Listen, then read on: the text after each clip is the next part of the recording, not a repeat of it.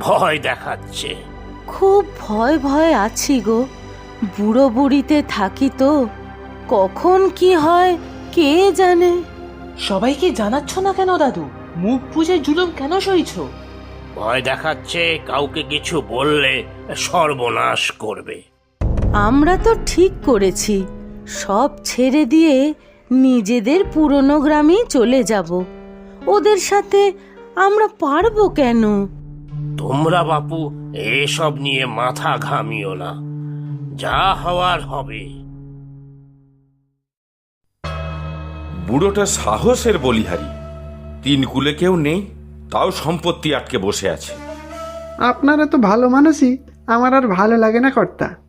আজকেই যাই, বুড়োর ঘরে আগুন লাগিয়ে আসি। জোর যার মুলুক তার।